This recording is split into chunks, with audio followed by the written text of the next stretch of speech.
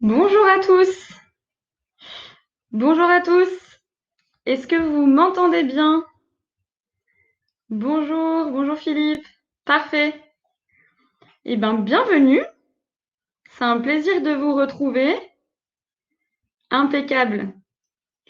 Bienvenue pour ce webinaire sur la dégustation, un thème qu'on n'a pas encore du tout abordé ensemble. Bonjour, bonjour, bienvenue. Donc, comme d'habitude, on va attendre 18h02, 18h03 pour que chacun puisse se connecter. On est vraiment ravis, vous êtes énormément à être inscrits aujourd'hui. Donc, on va voir si ensemble, on dépasse les 100 personnes connectées. J'espère. Bonjour à tous. Alors, petite précision pour ce webinaire, vous êtes invités à prendre un verre du vin de votre choix. Je me suis moi-même servi un verre de vin blanc, dont je vous parlerai tout à l'heure, et un verre de vin rouge. Donc, n'hésitez pas à faire de même si vous avez envie de mettre en pratique ce qu'on va évoquer pendant la démonstration. Voilà. Alors, Madame Lebon, je pense que je suis peut-être floue à cause de votre connexion, mais ça devrait se remettre d'aplomb. Alors, petite précision pour le déroulé. Donc, on peut communiquer via le chat pendant le webinaire. Moi, pas le regarder de façon très régulière quand je serai en train de parler, mais si vous avez le moindre problème de connexion technique, etc., vous n'hésitez pas surtout à parler sur le chat. Par contre, pour poser une question et qu'on y réponde pendant le webinaire, vous pouvez utiliser l'onglet questions qui se trouve juste à côté et qui va donc vous permettre de poser une question un peu plus officielle à laquelle on pourra répondre. Et enfin, l'onglet d'après, sondage, va me permettre à moi de vous poser des questions. Peut-être que pour certains, ce ne sont que des révisions, hein. Je précise quand même pour les nouveaux venus. Bonjour, bonjour. Bon, je vais commencer le partage de slides. N'hésitez pas à me dire si ça marche bien.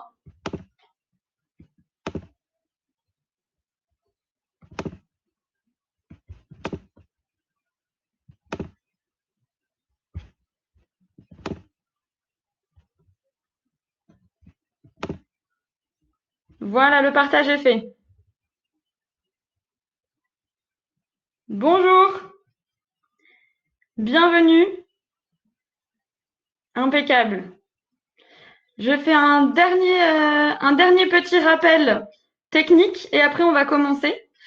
Donc, on a une partie de chat et vous êtes les bienvenus pour donner vos impressions et petites questions sur la partie de chat, notamment si vous avez voilà, un problème qui survient, etc. Pour les questions qui ont attrait au contenu des webinaires, n'hésitez pas à utiliser l'onglet questions qui se trouve juste à côté et qui, moi, me permettent de les recevoir et de les voir et de penser à répondre à vos questions au cours du webinaire. Voilà. Alors, si tout le monde est prêt, on va commencer. Donc, effectivement, oui, nous sommes obligés de dire n'oubliez pas de boire avec modération. Ne t'inquiète pas, Morgane, je l'ai écrit sur les slides. Je ne veux pas de problème. Alors, du coup, effectivement, on va rentrer dans un sujet qui est la dégustation, qui est un sujet très vaste et c'est un grand plaisir de traiter de ce sujet avec vous. Comme je le disais tout à l'heure, n'hésitez pas à vous équiper. Donc, bien que l'abus d'alcool soit dangereux pour la santé, bien sûr, aujourd'hui, au contraire, on ne va pas abuser, mais on va déguster. Donc, c'est plutôt conseillé de prendre un verre de vin pour réaliser les étapes de la dégustation avec nous. Si vous n'en avez pas, c'est pas grave. Là, je pense que le webinaire sera tout aussi intéressant et vous pourrez peut-être l'appliquer par la suite, ce soir ou un autre jour. Donc, si tout le monde est prêt, on y va. Donc, l'art de la dégustation.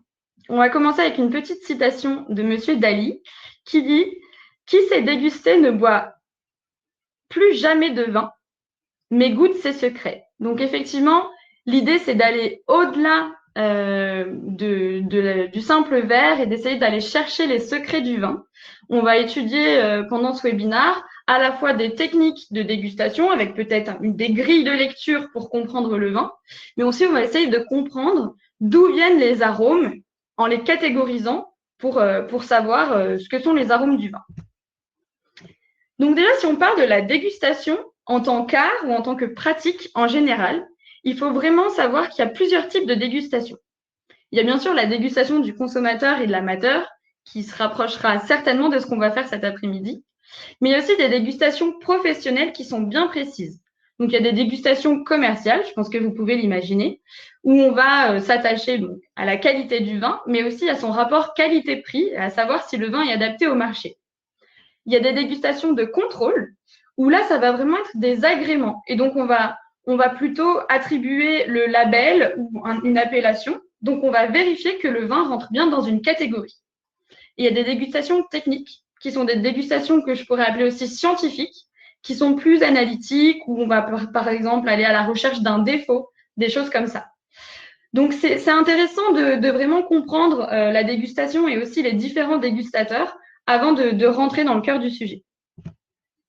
Bon, bien sûr, des grands dégustateurs, il y en a beaucoup, notamment des critiques de vin et des personnes qui ont noté les vins. Le plus important, encore le plus connu à l'heure actuelle, même s'il commence petit à petit à prendre sa retraite, c'est Robert Parker, qui est très connu pour sa notation des vins sur 100, donc sur 100 points, et qui va notamment être la référence pour tout ce qui est vin de Bordeaux et les Châteauneuf du Pape. Donc Robert Parker, c'est un Américain qui a fondé Wine Advocate, qui est vraiment la référence en termes de revue et de notation pour le vin. Et donc là, on voit qu'en fait, la dégustation, c'est un plaisir, mais ça peut aussi être un art et même un métier. Il faut savoir que Monsieur Parker, par exemple, a assuré sa bouche et son nez à la même hauteur qu'un nez de parfumerie très réputé. Nous, on a notre propre Robert Parker chez QV Privé. C'est Monsieur Bernard Neveu. Alors, c'est complètement différent parce que Monsieur Neveu, c'est un sommelier. Donc, il n'est pas là pour noter les vins. Il est là pour dire à quel moment les apprécier, si ce sont des vins qui sont aptes à rentrer dans un catalogue. Et il nous conseille aussi sur le rapport qualité-prix de ces vins. Donc voilà, c'est très important pour nous. Nos dégustations vraiment qualitatives, nous les effectuons toutes avec Monsieur Neveu, dont les petits tips et les conseils vont être parsemés dans la suite de la présentation. Donc, je vous le disais tout à l'heure, l'idée, ça va être d'avoir une approche un petit peu systématique de la dégustation. Alors, ça peut paraître peut-être péjoratif quand on parle d'un vin, le mot de systématique. Mais en fait, pour pouvoir comparer les vins et avoir des grilles de lecture, eh bien, finalement, il faut qu'on s'arrête sur des critères et des checkpoints à chaque vin dégusté. Donc, on va commencer par la robe, c'est-à-dire l'apparence du vin. Ensuite, on va regarder le nez, c'est-à-dire l'odeur. Et ensuite, on va s'intéresser au palais, à la bouche. Voilà, donc en gros, c'est les grandes étapes de la dégustation. Je suis sûre que vous les connaissez déjà. La robe. Déjà, il faut se mettre dans de bonnes conditions. La robe, elle est mieux observable, disons, sur un fond blanc. Donc, je ne sais pas si vous avez une table blanche devant vous. Moi, j'ai pris une feuille pour pouvoir le faire. Donc, dans la robe, on va s'intéresser à plusieurs choses. La première chose, c'est l'intensité, avant même la couleur. Donc, on peut incliner le verre à 45 degrés et on va regarder deux choses. On va regarder la couleur du disque. Donc, le disque, en fait, si vous voulez, c'est vraiment la partie qui va se situer entre le verre et le vin. Donc, la partie de vin qui va être à proximité du verre. Vous le voyez mieux sur la photo, je pense, que sur ma vidéo. On voit vraiment une partie plus claire du vin. C'est ce qu'on appelle le disque. Et ensuite, on va regarder la visibilité du bouton. Le bouton, c'est tout simplement le fond du verre. Donc, un vin, bien sûr, où le bouton sera absolument invisible, il sera avec une intensité très élevée. Un vin plus translucide, avec une intensité plus faible, on va voir le bouton au fond. Donc, c'est vraiment des choses très simples. Mais vous voyez, ce sont des éléments qu'on prend pour avoir un petit peu un aspect tangible de la dégustation. Donc, bien sûr, on a un petit peu des échelles, que ce soit pour les vins blancs et pour les vins rouges. Alors, je m'arrête 5 minutes pour vous montrer un petit peu, moi, ce que j'ai sorti et que vous ayez une petite idée comparative. Donc, en vin blanc, j'ai pris un vin blanc d'Alsace, qui est un Gewürztraminer du domaine Camille Braun avec lequel nous travaillons. Donc voilà, un verre de Gewürztraminer. Pour le vin rouge, j'ai un Saint-Émilion Grand Cru du château de la Cour. Voilà, donc deux vins très différents qui vont nous suivre tout au long des slides. Donc effectivement, on a des échelles de couleurs. On le disait, couleur très légère jusqu'au centre ou couleur plus profonde jusqu'au disque, donc jusqu'au bord du verre. Là, on a vraiment une intensité élevée. On parlait du bouton. Eh bien, écoutez, c'est un peu la même chose pour les vins blancs. On va aussi regarder le disque. Pour un vin blanc, quand le disque est très peu coloré, on va dire qu'il est presque aqueux. Et on va regarder ensuite si la couleur est là. Voilà, une échelle déjà pour l'intensité. Mais cette intensité, une fois qu'on l'a notée, elle va nous donner quand même des indices sur le style du vin qu'on a dans le verre. Donc, tout simplement, je vous ai donné vraiment des grandes caractéristiques. Hein, c'est peut-être un petit peu caricatural, mais pour un vin rouge, on peut prendre par exemple un Bourgogne qui va être fait avec un Pinot Noir. Donc, c'est un cépage rouge très léger. On le sait d'ailleurs parce qu'on peut faire du vin blanc avec le pinot noir. Donc, ça montre vraiment que c'est un cépage qui n'est pas très coloré.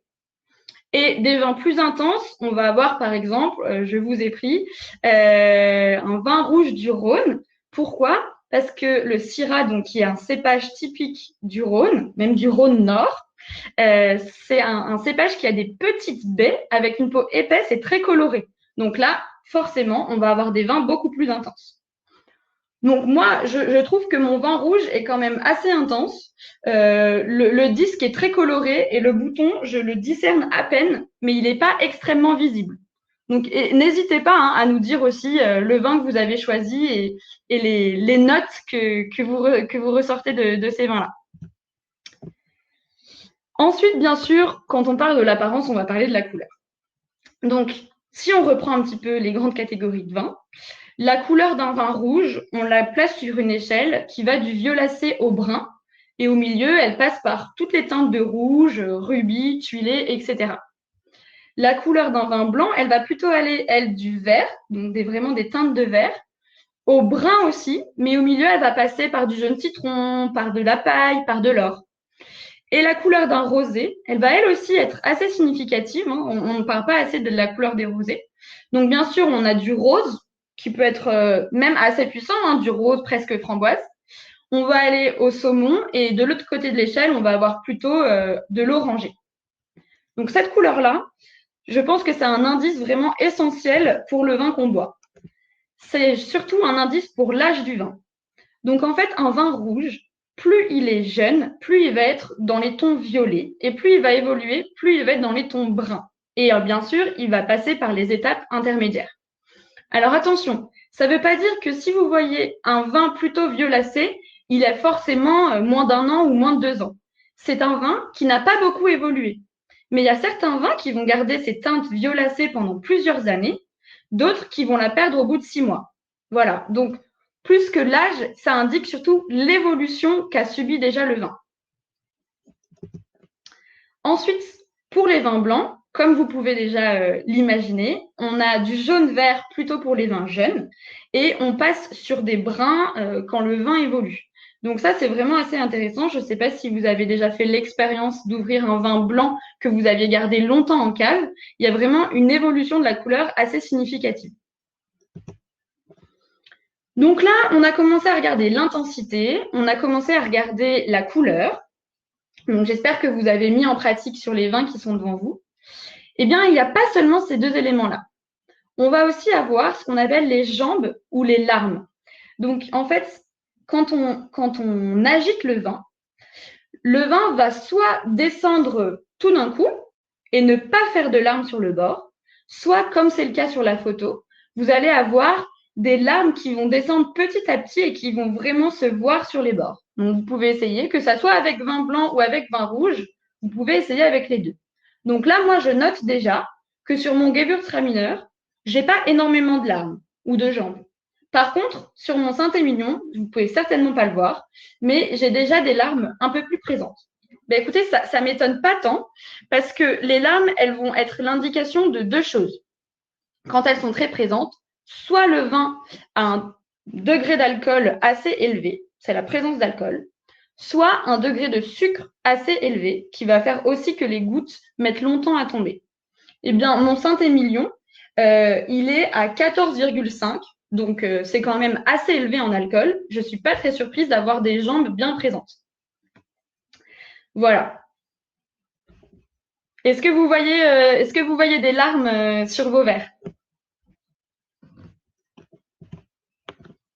Oui, il y en a certains. Ok. Alors, du coup, on a encore une chose qu'on peut voir à l'œil avant d'avoir senti, hein, on n'en est même pas encore là. C'est plutôt les dépôts qui vont se cacher dans le vin. Donc ça, vous allez le voir à l'œil, soit dans votre bouteille, soit directement dans votre verre. Surtout sur les vins blancs, vous allez pouvoir voir les particules en suspension assez distinctement. Il faut vraiment pas s'inquiéter quand on voit un vin qui n'est pas 100% limpide. Ça ne veut pas dire forcément qu'il a un défaut. Il y a plein d'explications. D'abord, le vin, peut-être qu'il a été ni filtré ni collé. Donc, un vin collé, c'est tout simplement une technique qui fait qu'on va enlever les impuretés en les collant à une substance qu'on ajoute.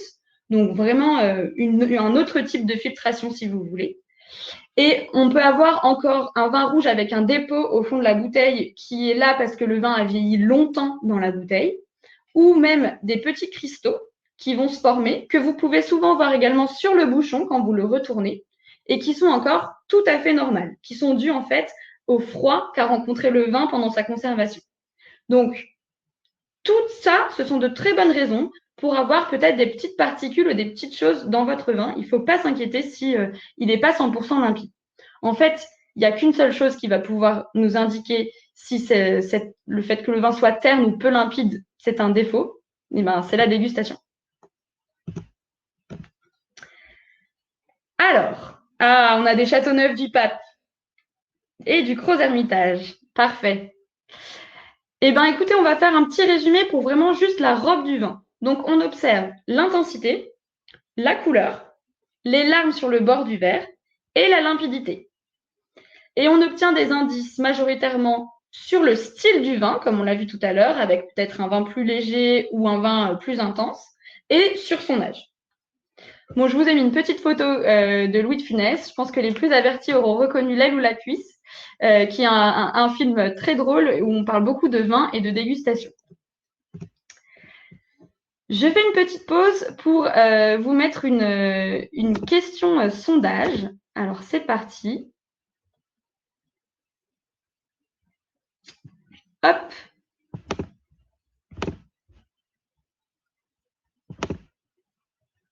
Voyez-vous ma question sondage?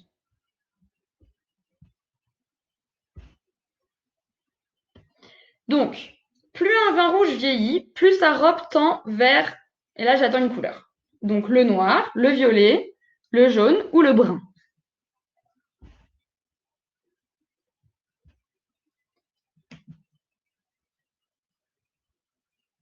Alors j'en profite pour répondre à la question de Vivien qui nous demande si les limbes peuvent aussi servir d'indicateur pour les rosés. Alors oui, tout à fait. Généralement, ce qui est bon pour les vins rouges et les vins blancs, ça l'est aussi pour les vins rosés.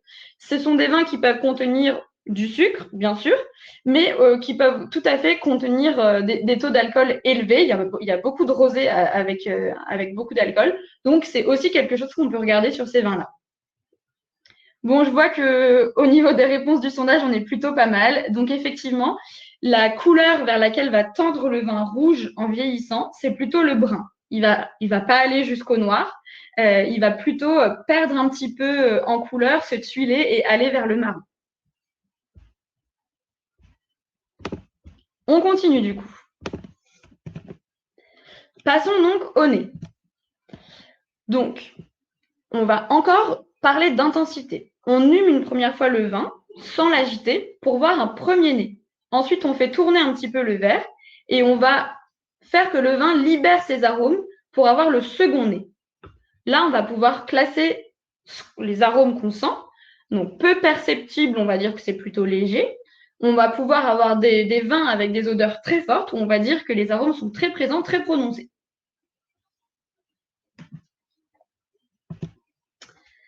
Justement, on commence à parler d'arômes.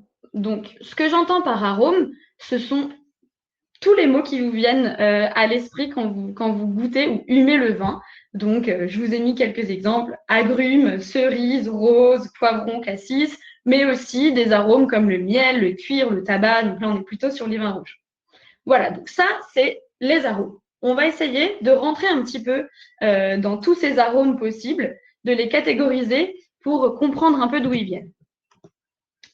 En fait, il y a 3 catégories. Arômes primaires, secondaires ou tertiaires, qui viennent tous les 3 de 3 choses différentes. La première, c'est primaire. Ça vient de la matière première, c'est-à-dire du raisin et du terroir.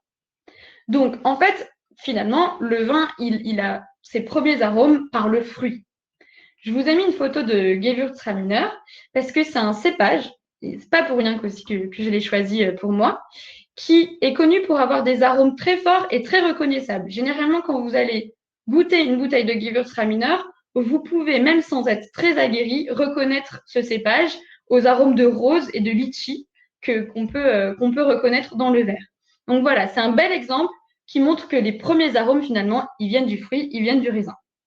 Deuxième exemple que je vous ai mis aussi, c'est des arômes qui peuvent venir directement du terroir, qui sont donc là aussi primaires, qui vont être par exemple des arômes minéraux qu'on va retrouver dans des vins comme les vins de Chablis, qui sont liés au terroir argilo-calcaire. Donc tout ce qui est silex, etc., tout ce qui est pierre à feu, ou même tout ce qui est la craie, voilà, ce sont des arômes qu'on peut retrouver dans les vins et qui sont des arômes primaires. Je vous ai fait une petite liste du coup ici, elle est vraiment loin d'être exhaustive, hein. Donc, on retrouve des arômes floraux, on retrouve des fruits, on retrouve aussi des végétaux dans les arômes primaires avec fougères, poivrons verts, du buis et bien sûr les minéraux comme on l'a vu à l'instant. Deuxième catégorie, ça va être les arômes secondaires. Alors ceux-ci, ils ont été créés lors de la fermentation et dans le processus de vinification. Donc c'est vraiment l'élaborateur du vin qui va intervenir dans la création de ces arômes-là. C'est pas pour ça qu'ils sont pas bons ou moins naturels, etc. C'est un autre type d'arôme que le vin acquiert dans sa vie. Donc en fait, les conditions de fermentation, que ça soit température, contenant dans laquelle elle va intervenir, inox, ciment, bois, les levures, les bactéries présentes vont avoir une influence assez significative sur l'arôme qu'on va retrouver dans le vin. Deux grands exemples. Par exemple, les levures. Donc, les levures, ce sont les petits éléments qui vont venir manger le sucre et le transformer en alcool dans la fermentation. Elles ont un rôle très important. On peut soit garder les levures que le raisin a naturellement sur lui, mais la plupart du temps, on ajoute des levures. Donc, on prend des levures exogènes qui vont favoriser, pour certaines, l'apparition d'un arôme plutôt qu'un autre. Donc, on peut prendre des levures neutres, mais certains vignerons vont choisir, par exemple, une levure qui va apporter un goût significatif de banane. C'est le cas dans certains vins du Beaujolais. Voilà, des levures qu'on choisit pour des arômes choisis. Il y a une autre influence des levures, c'est les levures mortes. En fait, les levures, quand elles ont fini leur travail, elles n'ont plus rien à manger. Elles vont mourir, mais elles vont rester dans le vin. Et elles vont former ce qu'on appelle des lies. Et ces lies, elles vont continuer à avoir des échanges avec le vin parce qu'elles sont encore dedans. C'est ce que vous voyez dans ma photo en bas. Vous avez en fait une coupe de tonneaux, de barriques, avec les levures que vous voyez en petits nuages dans le bas du tonneau. Voilà, je pense que vous les voyez bien parce que justement, on est en train de les bâtonner, de les agiter là sur la photo. Eh bien, elles vont continuer à avoir des échanges qui vont donner des arômes très recherchés de beurre, de noisettes, de brioche, notamment dans les vins blancs. Voilà, des exemples d'arômes secondaires du coup. On peut avoir du fruit encore, hein, parce qu'on l'a vu, il y a certaines levures qui vont l'apporter. Framboise, fraise, pamplemousse, banane, ananas. Des arômes pâtissiers qui vont souvent être dus au lit, donc pain frais, brioche, levure. Et lacté, je pense que c'est certainement quelque chose que vous avez déjà remarqué, notamment dans les vins blancs, un peu cette odeur de beurre frais, parfois de crème. Voilà, donc ça, ce sont les arômes secondaires. Enfin, on a la troisième catégorie, qui sont les arômes tertiaires. Donc, c'est principalement apporté par le bois du fût dans lequel le vin va être élevé, quand il est élevé en bois, bien sûr. Donc là, vous allez avoir vraiment tout l'apport du chêne ou de l'acacia ou du bois choisi. Mais on a aussi des arômes tertiaires qui peuvent apparaître lors du vieillissement d'une cuvée qui n'a pas été élevée dans le bois. Effectivement, en fait, c'est l'oxygène qui va, avec son contact avec le vin, continuer à apporter encore de nouveaux arômes. Donc là aussi, je vous ai mis des petits exemples. Donc c'est la liste la plus longue parce qu'ils sont assez nombreux. On peut encore avoir des fleurs, encore avoir des fruits, mais peut-être des fruits peut-être un peu plus confiturés, vous voyez. Encore des végétaux, mais différents. On va être plutôt sur le tabac, le sous-bois, le champignon. On a des arômes qu'on appelle balsamiques, de résine, de cire d'abeille, etc. Des épices, ça je pense que c'est assez classique, hein, du poivre ou de la vanille, c'est des choses qu'on retrouve beaucoup dans des vins qui ont été élevés en fût. On a aussi des arômes animaux, cuir, gibier, et des arômes très intéressants qu'on appelle empyromatiques. En fait, cet adjectif a attrait à tout ce qui a un rapport avec la cuisson. Donc, ça va être le fumé, le caramel, le grillé, le café, même le chocolat. Donc, tout ça, c'est une grande catégorie d'arômes que vous pouvez, à chaque fois que vous buvez un vin notamment qui a été élevé dans un fût, vous pouvez rechercher cette catégorie d'arômes-là qui est très souvent. Et on a à nouveau les arômes pâtissiers tels que le miel. J'y ajouterai un peu la figue qui est malgré tout liée. Et ça, ce sont plutôt des arômes qui vont se développer dans des vins qui n'auront pas vu de fût, mais qui vont avoir un vieillissement un petit peu plus long. Donc voilà pour les arômes tertiaires. Je vous ai remis un petit zoom qu'on a mis en page. Alors ça, c'est extrait d'un mini guide de dégustation qu'on a appelé notre précis de dégustation, qu'on vous enverra avec les slides à la fin de la présentation. Vous verrez, ça fait un petit récapitulatif de poche de tout ce qu'on voit ensemble. Donc, le voici. Ah, alors, avant de parler de la condition du vin, je voudrais qu'on s'arrête sur ces différents arômes. Peut-être que vous puissiez avoir le temps de, justement, humer vos vins. Donc, moi, je vous ai dit, j'avais le Gewürztraminer. Et effectivement, ça sent très fort la rose et c'est très agréable. Donc, c'est un vin qui a été élevé dans du bois, mais dans une grande cuve en bois. Donc, l'apport du bois va être vraiment très léger. Il y a une petite pointe que je sens également. Voilà, je ne sais pas de votre côté si vous réussissez à reconnaître certains arômes qu'on a cités. Alors, on va regarder aussi si on a des questions.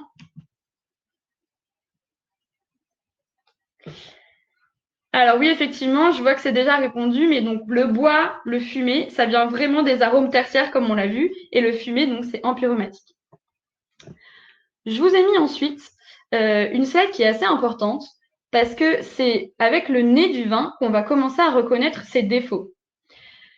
Effectivement, on vérifie quand on déguste, en tout cas les dégustateurs professionnels, ce qu'ils appellent la condition. Donc finalement, est-ce que le vin présente un défaut ou non? Je vous ai mis les 3 défauts les plus répandus, mais même s'ils sont très répandus, ils restent très difficiles à détecter quand on n'a pas un palais aguerri. Et c'est ce qui est assez marrant, c'est que quand ces défauts sont légers, parce qu'ils peuvent être légers à intenses, et souvent dans la catégorie défauts légers, on pourrait penser que c'est une petite complexité supplémentaire du vin, quelque chose qui a été voulu par l'élaborateur, alors que finalement, c'est un défaut. Donc, il y a beaucoup de débats sur ça. Je pense que vous avez tous connu des scènes où on débat sur le fait qu'un vin est bouchonné ou non. Ben, effectivement, il n'y a pas toujours une réponse claire et nette. Donc, si on prend ces trois grands défauts, on a le vin bouchonné, qui a une odeur, si vous voulez, de carton mouillé ou de moisi assez reconnaissable, en tout cas quand c'est bien présent, et qui est souvent dû à un bouchon défectueux, pas toujours. Et c'est pour ça qu'on a dit que le vin était bouchonné dans le langage courant. On a d'autres défauts qui sont tout aussi répandus. Celui de la réduction, qui va donner une odeur, si vous voulez, d'œuf pourri, de chou bouilli, qui peut être dû soit à un élément extérieur, comme par exemple la lumière, une lumière trop importante lors de la conservation du vin, ça va être très néfaste. Donc, je vous invite par exemple à faire attention si vous avez des bouteilles en verre transparent. Attention, il faut vraiment les garder dans des pièces noires. Et ça peut être aussi dû tout simplement à une mauvaise oxygénation du vin lors de sa vinification. Donc, l'inverse de réduction, qui est un manque d'oxygène, c'est oxydation, qui est un trop-plein d'oxygène. Et donc là, c'est tout simplement un vieillissement trop long. Le vin s'est oxydé parce qu'il est trop vieux. Ou un vieillissement qui a été accéléré par un mauvais bouchage. Donc on a laissé trop d'oxygène rentrer dans la bouteille. On dit que le vin est oxydé. Là, vous allez le reconnaître parce que ça va vous faire l'effet d'un vin un petit peu trop vieux, avec des arômes peut-être un peu passés, et surtout qui aura perdu énormément d'acidité. Si on récapitule un petit peu la partie nez, on va déjà regarder l'intensité des arômes qu'on sent. Et après, on va essayer de les reconnaître. Si on a une dominance d'arômes primaires, donc petit rappel, primaire, ça vient du fruit et du terroir. Si vraiment on ne sent que ça, ce sont souvent des vins à boire assez jeunes. Encore une fois, c'est un peu caricatural, c'est vraiment des grandes lignes pour que vous les ayez en tête. Si on commence à avoir une apparition d'arômes secondaires et tertiaires, une pointe de beurre pour les vins blancs, quelques éléments d'élevage, on va dire que le vin a quand même un potentiel d'évolution. Et si on a une dominance d'arômes secondaires et tertiaires, souvent c'est un vin de garde. Et même quand je dirais les arômes tertiaires dominent trop, typiquement quand vous prenez un vin et que vous sentez que du bois, non seulement c'est un vin de garde, mais c'est certainement un vin qui est trop jeune à boire, donc que je vous conseille de garder encore un petit peu avant d'ouvrir les autres bouteilles. Et bien sûr, on l'a vu en dernier, on a parlé de la condition, donc défaut ou vin sain. Alors, du coup, une petite question.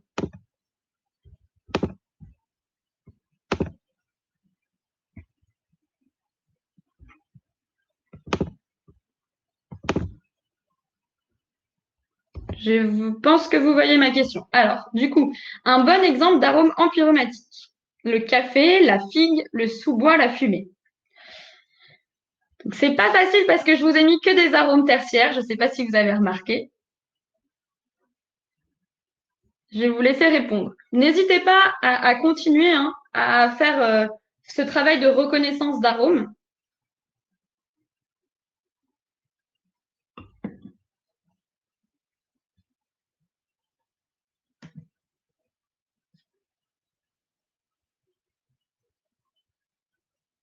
Alors, je vais en profiter pour répondre à une question.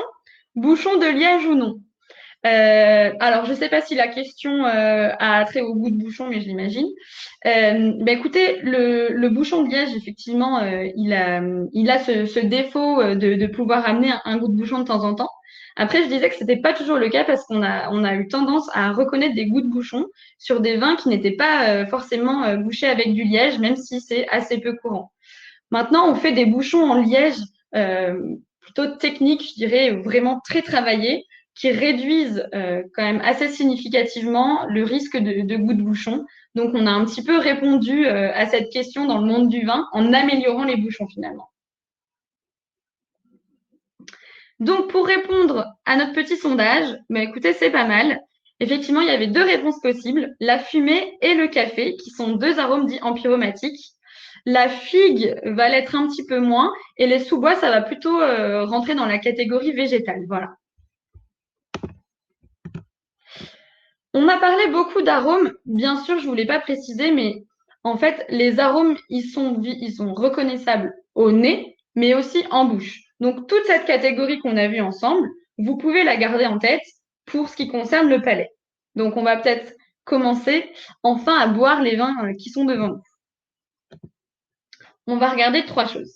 Les arômes, comme je vous le disais à l'instant, mais aussi on va regarder l'équilibre du vin. Ça me permettra de répondre à la question de Benjamin qui demande si un vin peu équilibré et trop sur l'alcool est problématique et surtout à quoi c'est dû.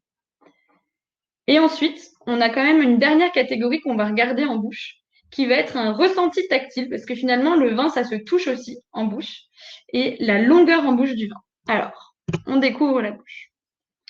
Finalement, la bouche d'un vin, le palais d'un vin, on peut dire que tout est une question d'équilibre.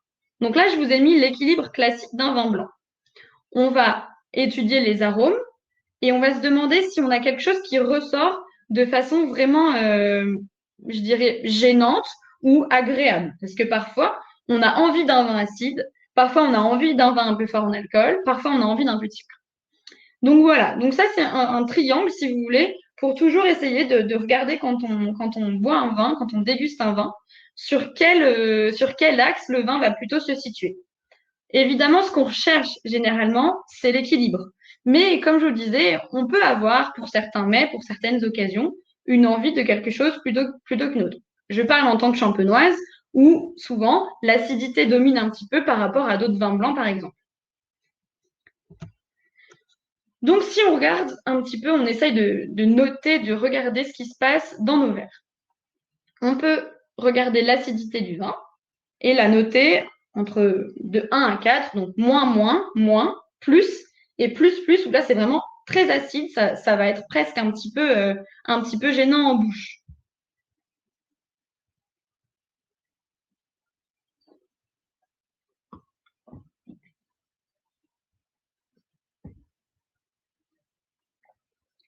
Alors, je vais vous donner un petit peu moi mes ressentis sur le Gewürztraminer.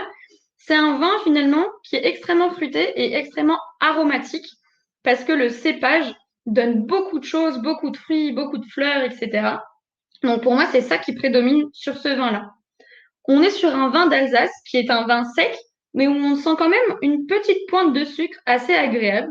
Donc je dirais sucre plutôt plus, mais elle est bien contrebalancée, si vous voulez, par une acidité bien présente qui fait que c'est pas lourd, c'est pas dérangeant. Donc acidité aussi plus. Et l'alcool est bien présent, peut-être aussi parce que j'ai un peu trop réchauffé mon verre à force de parler en amont. Donc je dirais aussi plus. Donc là, je me situe plutôt sur un équilibre de plus, mais plutôt rien n'est prédominant et rien n'est gênant. Voilà, je vous laisse faire de même avec votre vin. On va passer aussi au vin rouge, comme ça vous pourrez voir si c'est un vin rouge que vous avez devant vous. Donc là, ça va être un petit peu différent. Je vous ai enlevé le sucre, qui est rarement regardé, analysé dans les vins rouges, même s'il peut être présent. Et on a remplacé le sucre par les tanins. Je vais m'empresser de définir les tanins, parce que c'est souvent un terme un petit peu barbare. On ne sait pas trop comment le définir, comment le reconnaître. Alors, la définition que j'ai trouvée, c'est une combinaison organique d'acide tannique et de glucose. En fait, les tanins, c'est une grande famille et c'est pas un objet, un élément chimique précis, parce que ça peut venir de plein d'éléments différents. En fait, ça vient des végétaux. C'est contenu dans la peau, dans les pépins, mais aussi dans les rafles, donc vraiment dans la tige des raisins. Malgré tout, les tanins majoritaires dans les vins qu'on boit viennent souvent de la peau et de la macération avec la peau et le jus. Donc c'est présent quasiment exclusivement dans les vins rouges et bien sûr rosés, avec une impression de rugosité assez significative. Et finalement, les tanins jouent beaucoup sur la texture d'un vin rouge en bouche. Ils peuvent être plus ou moins présents, donc vous allez sentir beaucoup de tanins ou plutôt des vins assez légers, peu tanniques. Ils peuvent être aussi plus ou moins mûrs. Donc un tanin pas mûr, c'est souvent une vendange trop précoce. Ça va être très astringent. On dit que ça resserre la bouche. Et un tanin bien mûr va donner, après un bel élevage et un beau vieillissement, plutôt ce qu'on appelle des tanins soyeux, donc qui glissent en bouche et qui vont vraiment apporter de la texture, mais pas trop de rugosité. Donc voilà, c'est comme ça qu'on définit un petit peu les tanins. On regarde leur intensité et on regarde aussi leur astringence et est-ce qu'ils sont mûrs ou pas. Donc je vous ai mis la même petite échelle pour que vous puissiez aussi faire cet exercice sur le vin rouge. Donc effectivement, un exemple, un vin tannique est souvent aussi assez alcoolisé. C'est deux choses qui vont souvent ensemble. Il faut savoir que ce qu'on recherche beaucoup dans un vin rouge et ce qui va faire toute la différence, parce qu'on peut avoir beaucoup de tanins, beaucoup d'alcool, mais un vin excellent, c'est l'acidité et le fruit qui vont venir contrebalancer ça. On peut avoir des vins rouges très bons qui vont être dans le plus plus partout, mais qui vont vous paraître tout à fait équilibrés parce que beaucoup d'alcool, mais beaucoup de tanins et une acidité qui vient donner le ton également. Et puis, on peut avoir des vins plus légers qui vont vous paraître tout aussi équilibrés. Voilà, donc, je me lance.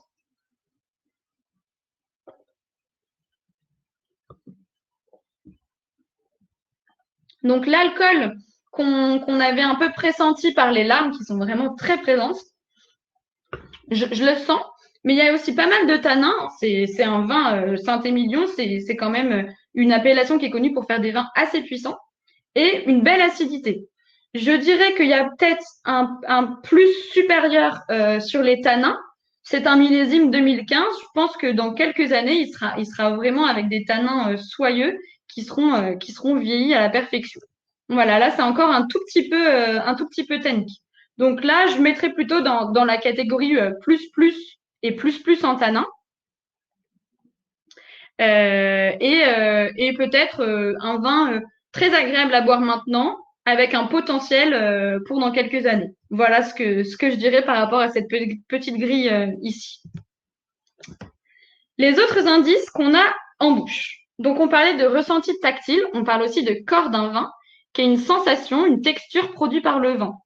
Ça donne souvent des remarques quand on boit un vin qui sont les remarques les moins faciles à comprendre. Par exemple, ce vin est gras, ce vin est rond, ce vin est enveloppant. C'est des choses qu'on entend et qu'on a du mal à définir.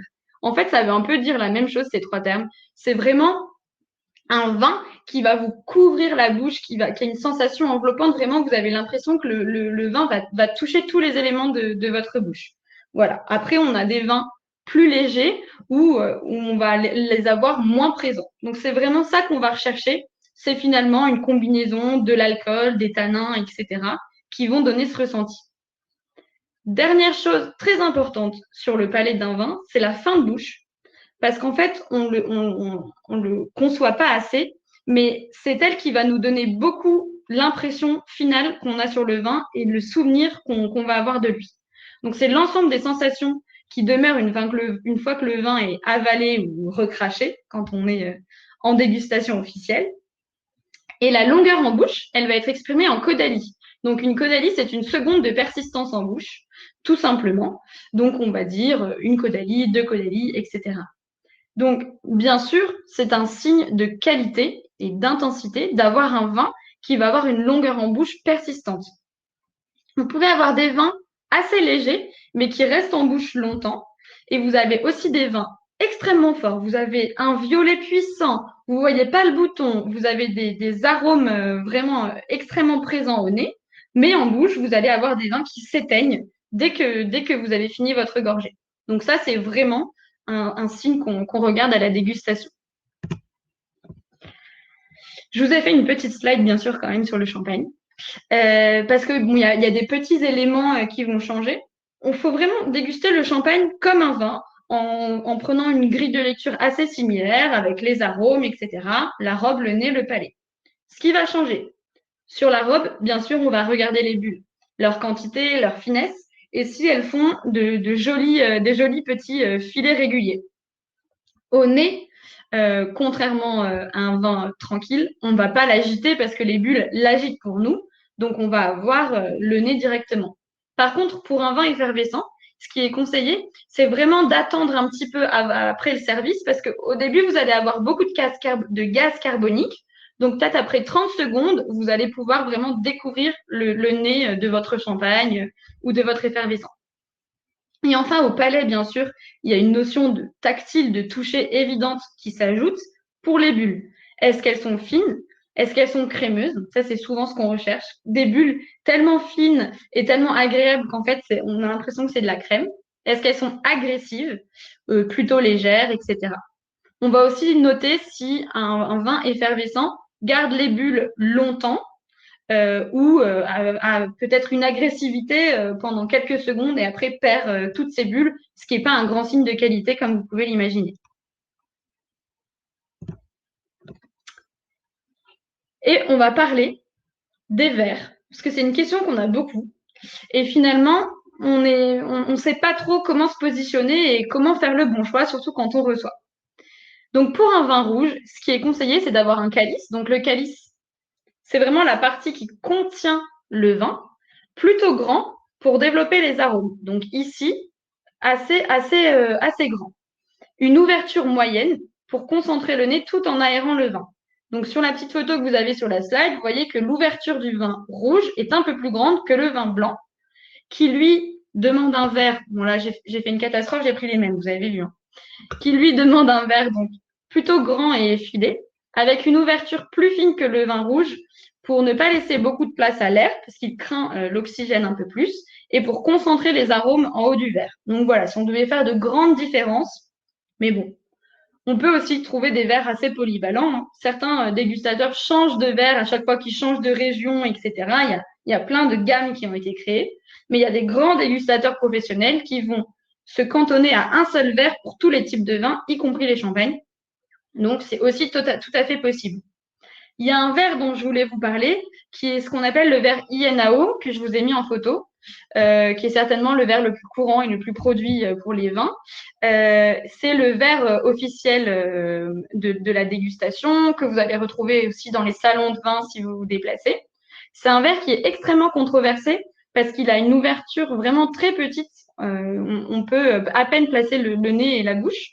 Mais finalement, il a son intérêt parce qu'il permet de faire des dégustations comparatives très facilement et il est dans tous les placards et pratiquement dans toutes les poches sur les salons. Donc voilà, c'est son intérêt majeur. Sur les verres, j'ai pas fini. Finalement, plutôt que de choisir la bonne forme de verre, il faut bien traiter son verre. Déjà, il faut un verre propre, mais pas trop propre. Donc, interdiction du liquide vaisselle, beaucoup d'eau chaude et des torchons. Voilà, c'est tout ce qu'on a le droit d'utiliser pour les verres à vin. Je sais, quand on reçoit beaucoup de monde, c'est très pénible, mais c'est comme ça. Ensuite, si vous vous demandez comment faire pour rincer un verre quand vous voulez changer de vin, par exemple, si vous avez commencé avec du champagne et que vous voulez passer sur du vin rouge, ou au contraire, encore pire, si vous avez du vin rouge pour votre viande et que vous voulez ressortir un champagne pour le dessert, comment faire? Eh ben, en fait, il suffit d'aviner. Aviner, c'est-à-dire rincer son verre avec quelques gouttes du vin qu'on s'apprête à boire. Oui, c'est gâcher un petit peu de vin, mais vous ne pourrez pas mieux faire pour garder toute la saveur et être sûr que vous n'allez pas avoir de gouttes restantes du vin précédent, ni de gouttes d'eau qui pourraient diluer un petit peu le nectar. Ensuite, à quelle hauteur remplir? Maximum au tiers. Donc là, on est plutôt pas mal. Généralement, on s'arrête à la partie la plus large du vin pour qu'il soit quand même en contact avec l'air et qu'il puisse bénéficier de cette aération après avoir passé tant de temps dans la bouteille. Et finalement, dernier conseil pour les verres, votre perception sera davantage influencée par l'épaisseur du verre que par sa forme. C'est bête, hein, on n'y pense pas assez, mais parfois on va chipoter pour une petite forme différente de verre. Finalement, la perception d'un verre fin de très bonne qualité changera tout par rapport à une autre forme, mais d'un verre plutôt épais. Donc voilà. Donc c'est pas facile d'avoir une très belle verrerie chez soi, mais prenez quand même un ou deux très beaux verres vins, très beaux verres fins pour vos petites dégustations personnelles. Bien sûr, je vais encore vous parler champagne parce que la question du verre pour le champagne, c'est aussi extrêmement important. Je vous ai mis donc la Pompadour qui dégustait le champagne dans une coupe, tout comme Audrey Hepburn sur la photo. D'ailleurs, on dit que la forme de la coupe de champagne vient du sein de la Pompadour. C'est certainement une grande légende. Donc, que choisir? L'éternel débat, flûte ou coupe? En fait, c'est un débat qui n'a pas lieu d'être, puisque comme on l'a dit tout à l'heure, on peut très bien déguster un champagne dans un verre à vin blanc, tout simplement. En fait, ce qu'il faut, et c'est pour ça qu'on critique beaucoup la coupe, c'est ne pas tenir son verre comme ceci pour ne pas réchauffer le vin ou le champagne trop rapidement. Mais à partir du moment où vous le tenez par le pied et que le verre a un fond pointu qui va permettre aux bulles du champagne de se créer, vous pouvez y aller. Donc, un bouton pointu et un pied qui vous permet de ne pas réchauffer votre champagne, c'est bon, ça suffit. C'est un verre qui sera convenable. Une petite question pour faire une pause. Alors,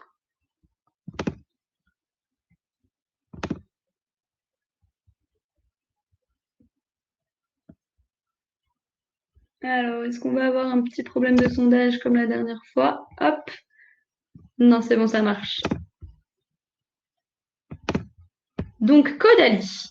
Qu'est-ce que Caudalie? C'est un prénom féminin, une marque de cosmétiques, une unité de mesure de la longueur en bouche d'un vin, une fleur dont on retrouve l'arôme, surtout dans les vins blancs.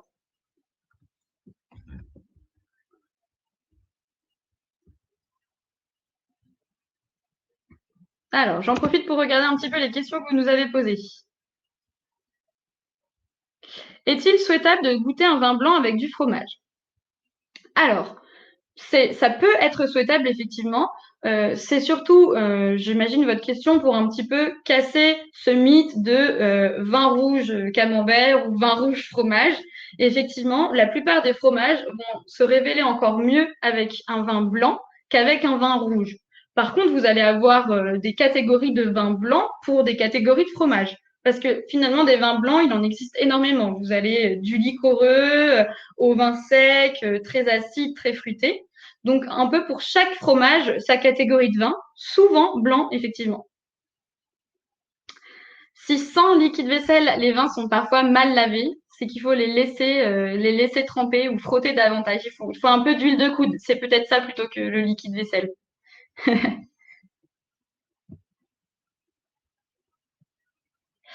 Et alors, pour répondre à la question sur les bulles de champagne, donc un exemple de vin effervescent où on a ces bulles crémeuses. Donc, effectivement, c'est quelque chose qu'on retrouve dans les champagnes de qualité, hein, donc dans la plupart des champagnes.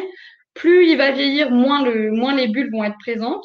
Et peut-être un champagne qu'on a un petit peu secoué, stressé, enfin, voilà, qui va être dégorgé récemment, etc., va être un peu plus agressif. Donc, c'est vraiment le juste milieu, l'aspect crémeux.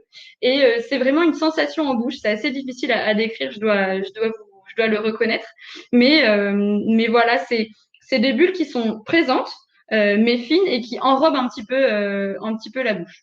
Je pense qu'on peut quand même dire que ce sont souvent des bulles qu'on va retrouver dans les champagnes ou en tout cas dans les créments qui utilisent la méthode traditionnelle champenoise et que les bulles qui vont être présentes dans des vins donc avec plutôt un ajout de gaz carbonique plutôt que la méthode traditionnelle, pourra faire l'objet d'un autre webinaire, vont souvent avoir une bulle plus agressive et qui va disparaître un petit peu plus tôt. C'est un peu les deux grandes catégories qu'on pourrait faire. Voilà. Ajout de gaz carbonique, donc avec des bulles moins attachées finalement et un peu plus agressives, souvent un peu plus grosses aussi. Et une méthode champenoise traditionnelle, voilà, qui est aussi la méthode de beaucoup de créments, du prosecco, etc., va faire des bulles un peu plus crémeuses. Alors, si on regarde un petit peu le sondage, donc effectivement, il n'y a pas beaucoup de personnes qui ont mis les deux réponses. Alors, ce n'est pas un prénom féminin. C'est effectivement une marque de cosmétiques qui marche beaucoup. C'est des cosmétiques, justement, qui sont créés à partir de matières végétales de raisin. Donc, vous allez avoir plein de crèmes, etc. Je vous invite à regarder sur Internet, c'est très intéressant. Et c'est une unité de mesure de la longueur en bouche d'un vin, tout à fait. Ce n'est pas une fleur, malheureusement. Alors, si on continue, on a presque fini. On a parlé du verre et je voulais vous faire quand même une slide sur les conditions de dégustation qui sont même encore plus importantes que le verre et surtout sur la température. Souvent, on a tendance à boire un vin rouge trop chaud et un vin blanc trop froid. Je vous donne un exemple. Moi, cette bouteille de Saint-Émilion Grand Cru, je l'ai mise 1 heure au frigo avant de l'ouvrir pour la déguster devant vous. Parce que tout simplement, un vin rouge trop chaud va paraître peut-être un peu trop alcooleux, va pas donner tous les arômes comme il pourrait avec la finesse qu'il devrait. Et les vins blancs, souvent, on leur coupe un peu l'herbe sous le pied, je dirais. On les ferme en les mettant peut-être trop longtemps dans le réfrigérateur ou en tout cas trop fort. Et donc, du coup, on ne va pas attendre que les arômes puissent vraiment sortir en se réchauffant un petit peu, etc.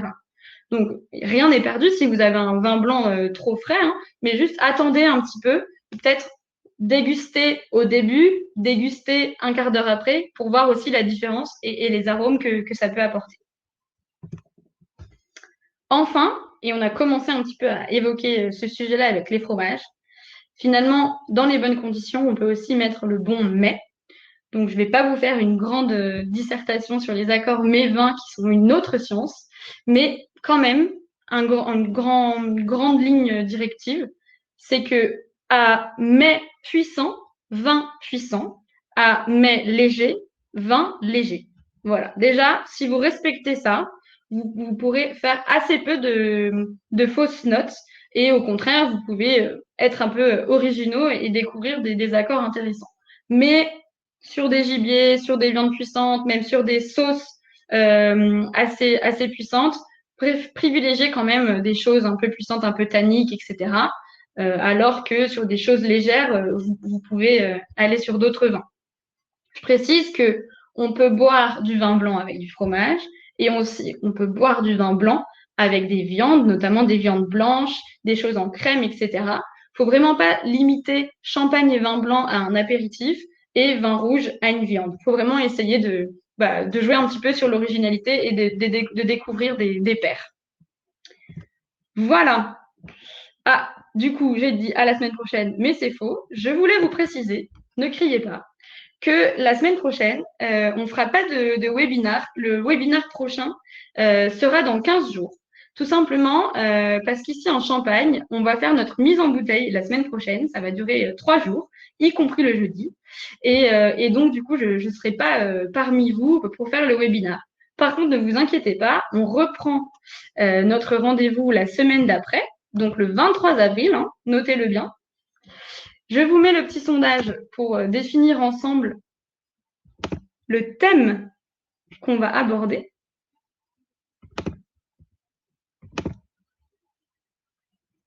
Le voyez-vous? Oui. Alors du coup, les thèmes que je vous propose, donc tonneau, fût, barrique, le bois et le vin. Je pense que c'est assez intéressant de voir un petit peu l'influence que le bois peut amener sur le vin. Il y a un côté un petit peu mythique aussi, un petit peu bordelais, un petit peu prestigieux, mais aussi un peu mystérieux. Donc voilà, c'est un sujet que je trouvais intéressant. Et comme je vous l'ai proposé aussi la semaine dernière, plutôt un sujet où on repart dans les vignes avec viticulture et environnement, donc comprendre un petit peu les labels et les choix qu'il y a derrière le choix des vignerons. Voilà, vous inquiétez pas, vous avez tout le temps de répondre. Je vous laisse le sondage encore un petit peu. Notez bien du coup la date. J'espère que vous penserez quand même à nous la semaine prochaine. Et vous pouvez bien sûr nous suivre malgré cette absence de jeudi.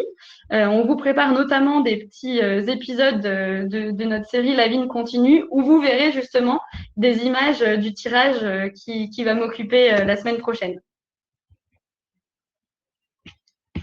Alors, je vais être encore obligée de boire. Merci beaucoup pour vos encouragements pour le tirage, c'est très sympa.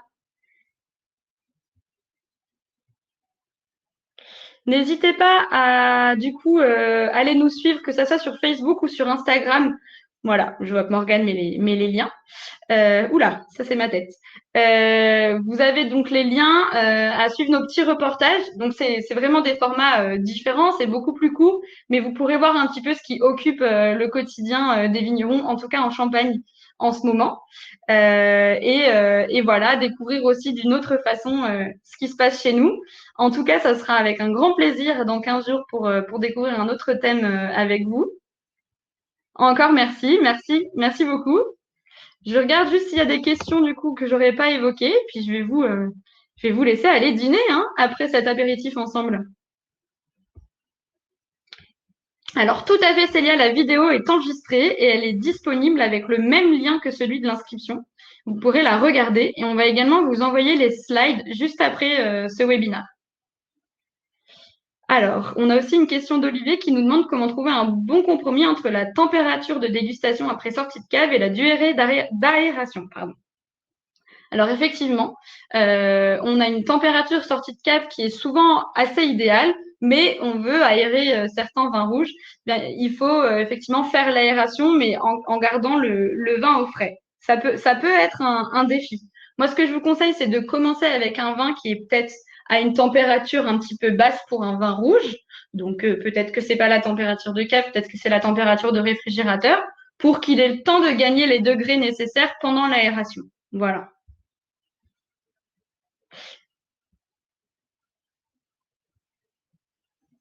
Voilà, je vous répondrai. Ensuite, on va vous répondre par écrit du coup pour les autres questions. Je suis ravie que vous ayez plein de questions sur ce sujet-là, que ça soit accord, conservation, etc. On pourra aussi réévoquer tous ces sujets ensemble lors d'un autre webinaire avec grand plaisir. Super. Eh bien, je vous dis au revoir. Merci beaucoup Merci de votre présence, c'était un plaisir. Et donc, bonne dégustation. Pensez à à notre petite grille de lecture, mais n'oubliez pas quand même d'apprécier ce que vous buvez, hein. Merci beaucoup. Au revoir.